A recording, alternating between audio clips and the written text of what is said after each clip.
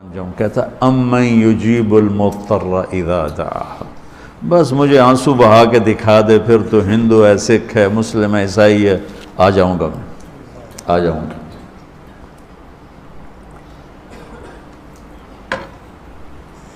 سب کی سنتا اجیب الدعوت الداع، ایک دفعہ بھی جو زندگی میں پکارتا ہے نا، اذا دعان، جب جس وقت اس کی زبان سے یا اللہ نکلے گا، میں لبیک کہتا ہوا ہوں گا۔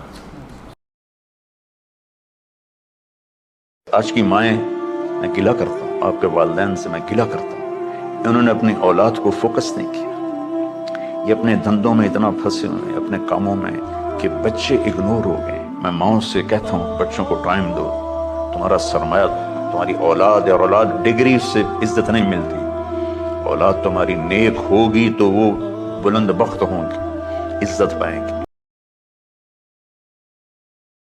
آج کا جو نظام تعلیم ہے، اس نے ایک بے رحم فضا پیدا کر دی۔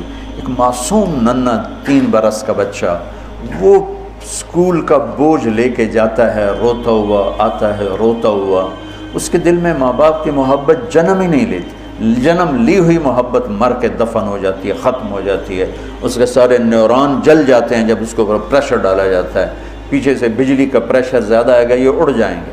ایسے جب اس پر پریشر پڑتا ہے، کبھی ٹیوشن، کبھی اسکول، کبھی گریڈ، کبھی ادھر، تو اس کے سارے وہ نیورون جو ہوتے ہیں وہ جل جاتے ہیں۔ جب وہ شعور میں آتا ہے تو وہ سمجھتا نہیں ماں باپ کون ہے، دماغ تو ختم ہو چکا۔ ایک بدو آیا، کہنے لگا محمد، آپ نے کہا جی، کوئی کتنی بدتمیزی سے آپ کو بلاتا تھا، آپ کے ماتھے پہ بل نہیں آتا تھا، جی۔ کہنے لگا تیری 3 باتیں بڑی عجیب ہیں۔ آپ نے کہا کیا؟ کہ تو کہتا ہے ہم اپنا دین چھوڑ کے تیرا دین قبول کریں گے، کیوں؟ اور تو کہتا ہے یہ تیرے ساتھی روم اور فارس، پرشین امپائر، رومن امپائر فتح کر لیں گے، انہوں نے کل تو روٹی کوئی نہیں، کپڑے کوئی نہیں، اور تو کہتا ہے مر کے مٹی ہو جائیں گے، پھر زندہ ہوں گے، کوئی ہمارا باپ دادا آیا؟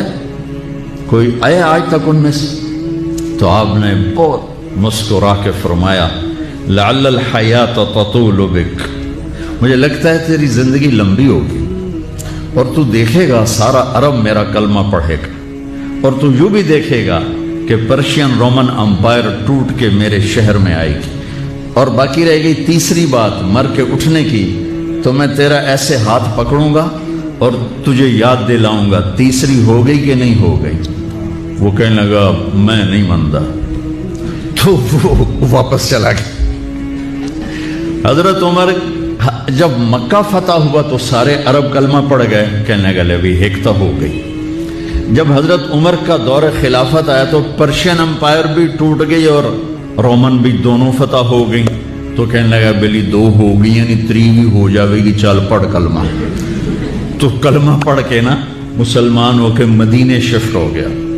عمر رضی اللہ تعالیٰ نے اس کو بہت پروٹوکول دیتے تھے، جب وہ آتا اس کے لیے کھڑے ہو جاتے تھے، مسجد میں کبھی آمنا سامنا ہو جاتا تھا تو لوگ حیران ہوتے تھے بھی اے مڑا یا بندہ ہے، تو اس کے لیے اتنا پروٹوکول کیوں ہے؟ تو حضرت عمر نے ایک دفعہ نا ان کے چہروں پہ سوال پڑھ کے فرمایا تم سوچتے ہوگے کہ میں اس دیہاتی کا اکرام کیوں کرتا ہوں؟ کہ میں اس محفل میں تھا جس میں یہ آیا تھا اور اس نے یہ بات کی تھی، تو اس وقت میرے نبی نے اسے فرمایا تھا کہ قیامت کے دن تیرا ہاتھ پکڑ کے تجھے یاد دلاؤں گا کہ تیسری بات ہوئی کہ نہیں ہوئی، اور قیامت کے دن جس کا ہاتھ میرے نبی نے پکڑا جنت میں پہنچانے سے پہلے نہیں چھوڑیں گے۔ لہذا پکا جنتی آدمی، میں اس لیے اس کو عزت دیتا ہوں، پروٹوکول دیتا ہوں۔ ایک رات اب بھوک سے ریلیٹو میں ایسے کبھی یوں ہوتے ہیں، کبھی یوں ہوتے ہیں، کبھی ایسے ہوتے ہیں، کبھی ایسے ہوتے ہیں، پھر ایک دم اب آگے ہوئے اور وہ جو چارپائی کی لکڑی ہوتی ہے اس پر اپنے پیٹ کو یوں رکھا اور ایسے جھک گئے، یوں جھک گئے۔ حضرت عائشہ بے قرار ہو کے کھڑی ہو بیٹھ گئے، یا رسول اللہ یہ آپ کیا کر رہے ہیں؟ یہ کیا کر رہے ہیں؟ کیا کر رہے تھے؟ معدے کو اکٹھا کر رہے تھے، بھوک کی شدت، فرمایا عائشہ بھوک بڑی لگی، عائشہ بھوک بڑی لگی۔ جس کے لیے کائنات بنائی، عائشہ بھوک بڑی لگی۔ تو حضرت عائشہ رونے لگی، یا رسول اللہ آپ یوں ہاتھ اٹھائیں گے اور آپ کے لیے سب کچھ آ جائے گا، آپ مانگتے کیوں؟ کہا عائشہ مجھ سے پہلے میرے بھائی انبیاء اس فاقے میں گئے، میں بھی اس فاقے میں اپنے رب سے ملاقات کروں گا۔ میرے عزیزوں، میرے بچوں، نوجوان بیٹھے ہو، بچیاں بچے، اپنا آئیڈیل اپنے نبی کو بناؤ، اپنا آئیڈیل اپنے نبی کو بناؤ۔